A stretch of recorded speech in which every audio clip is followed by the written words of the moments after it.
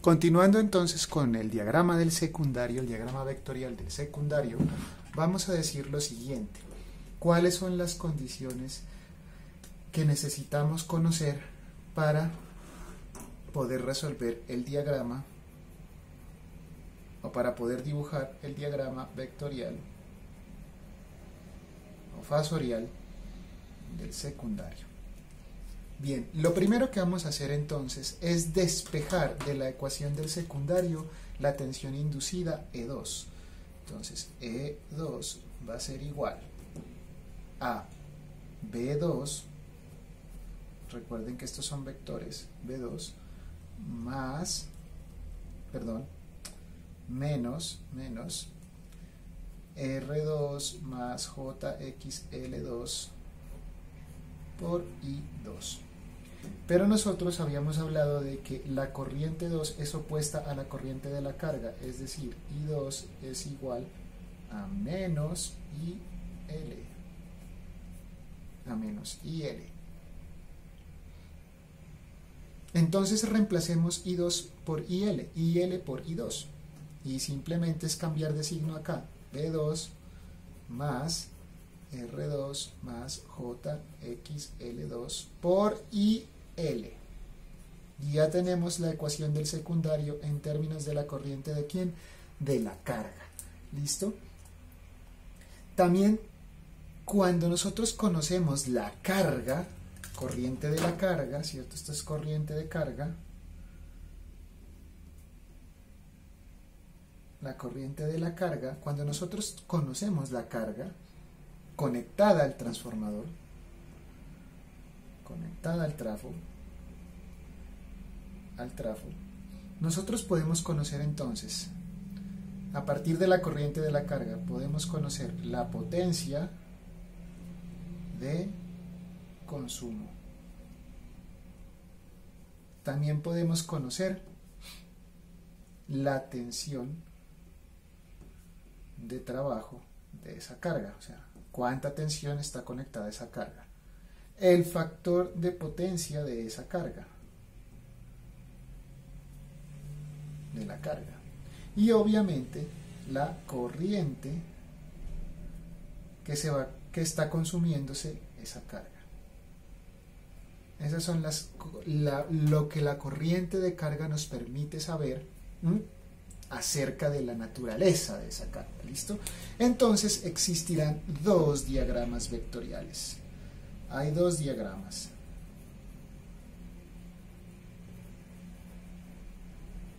Dos diagramas vectoriales. Uno que tendrá carga inductiva y otro que se considerará una carga capacitiva. En esta clase vamos a resolver el diagrama con carga inductiva y la tarea para todos ustedes será resolver el diagrama con carga capacitiva. ¿Listo? Entonces, considerando una carga de naturaleza inductiva, vamos a proceder a dibujar el diagrama vectorial del secundario. Muy bien, entonces comencemos. Paso 1. Voy a tomar, bueno, primero voy a reescribir de nuevo la ecuación porque la he dejado en la hoja anterior. E2 es igual a B2 más R2 más JXL2 por IL. Esa es la ecuación que tenemos que dibujar, lo que vamos a dibujar. Entonces comencemos diciendo que el primer paso es dibujar B2. B2 va a ser mi referencia. B2 es la referencia. Los diagramas vectoriales se están moviendo en forma de secuencia negativa positiva, en forma circular hacia el manecillas del reloj o en el sentido contrario. Entonces tenemos que poner una referencia arbitraria para poder considerar cuál es el origen de ese diagrama vectorial, en qué punto se empezó a mover y cuál es nuestra referencia. Esa referencia es B2. Quiere decir que B2 como vector es igual a la magnitud de B2 en un ángulo conocido, y eso es 0 grados. Ese es el paso 1. Entonces pintemos ese vector aquí. Digamos que esa magnitud de esa flechita es la magnitud de B2 y que ese es el ángulo 0 grados, entonces este es mi vector B2. Lo siguiente entonces, voy a intentar usar al menos dos colores aquí para que se aprecie mejor, es dibujar cómo es la relación de la corriente de carga con respecto a la tensión del secundario. Como hemos supuesto una carga inductiva, entonces la carga inductiva se representa de esta forma. La corriente de carga IL es igual a la magnitud de IL en un ángulo que vamos a decir que es menos teta L, y teta L será menor a menos 90 grados, teta L. Entonces dibujemos la corriente teta L. Vamos a decir que esta es mi corriente IL y que este es el ángulo teta L negativo. Ok. ¿Qué más podemos decir? Claro, si IL es opuesta a I2, la corriente de carga es opuesta a I2, acá hacia atrás, a 180 grados, estará aquí en I2. Bien, ahora tenemos que hacer la multiplicación. Ya trazamos B2. B2 fue mi primer paso. Ya conocí cómo es IL, ya la determiné y ya la dibujé. Ahora lo que tengo que hacer es multiplicar IL por R e IL por JXL2. Ya al multiplicarlas las tendré que dibujar. ¿Estamos? Entonces, lo que normalmente hacemos es lo siguiente. En la punta de B2 voy a representar la componente de la corriente, de la tensión multiplicada, de la tensión que cae en la resistencia. Acuérdese que esto es R2 por IL es igual a BR2.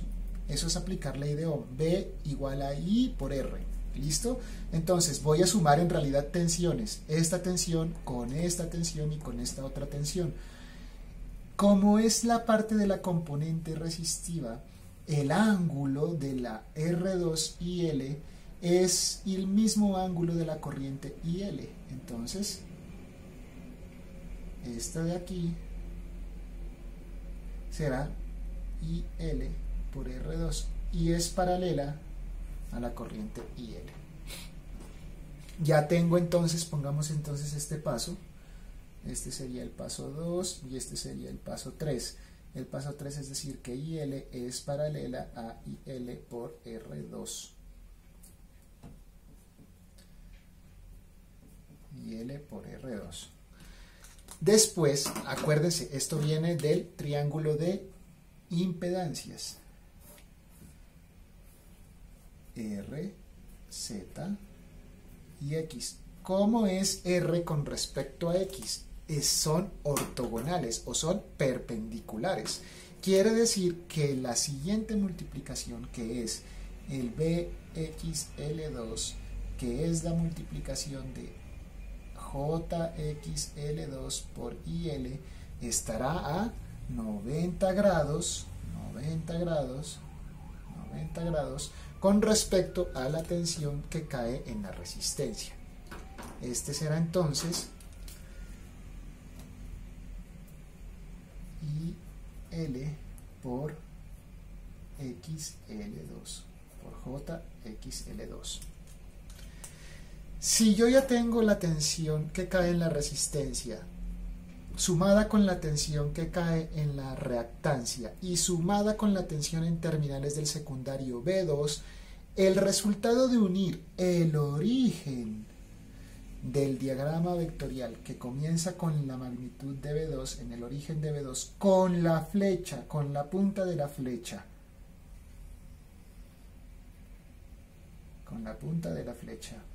de la tensión que cae en la reactancia o en la inductancia de fuga XL2 es precisamente la tensión inducida E2. ¿Listo? Entonces, miren que ya hemos resuelto la ecuación. ¿Qué nos falta poner entonces en los pasos?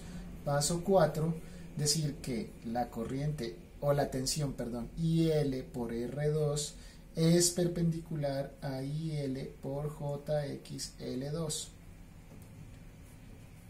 JXL2. Y entonces al paso quinto será unir ese vector, que fue el paso que hicimos, y determinar que toda esa suma es E2. Ahora mire lo que sucede.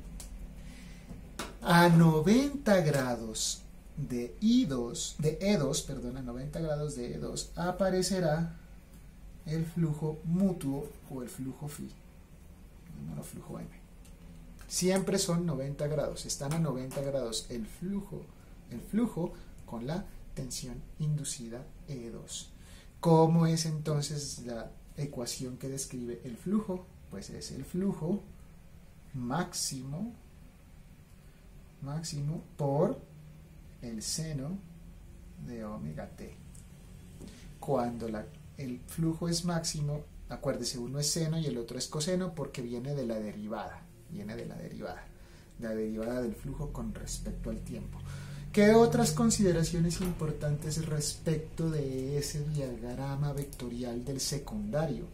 Este diagrama que está aquí es exactamente la ecuación que está acá. E2 es igual a la tensión B2 más la suma en la tensión que cae en la resistencia más la tensión que cae en la inductancia de fuga. Y a 90 grados tenemos el flujo. ¿Qué pasará cuando la carga es capacitiva? Bueno, esa es la tarea que tienen que hacer ustedes. Entonces, adicionalmente, coseno de teta L es igual al factor de potencia de la carga. Otra consideración, E2 no está en fase con B2. Mire, aquí hay un angulito, ¿cierto? Ese ángulo es diferente de 0, por eso la diferencia aquí entre E2 y B2. Y otra consideración es respecto a la magnitud. ¿Quién es más grande aquí? Cuando la carga es inductiva,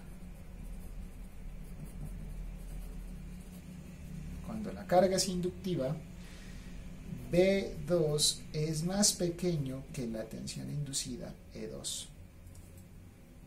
Listo. Eso es lo que se puede decir al respecto del diagrama vectorial del secundario. Este es el diagrama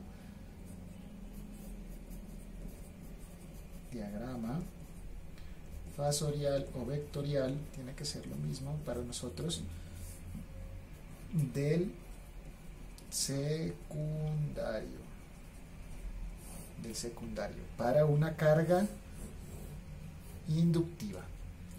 Piense simplemente que cuando tengamos una carga capacitiva, para una carga capacitiva, que es la tarea que ustedes tienen que resolver, ahora el ángulo teta L es menor a 90, no a menos 90 como teníamos acá. Entonces, ¿cómo tendré que pintar? Los pasos van a ser los mismos, la ecuación va a ser la misma, lo único que va a cambiar es que ahora la corriente, pintémosla así, esta será IL capacitiva, porque esta es la IL inductiva.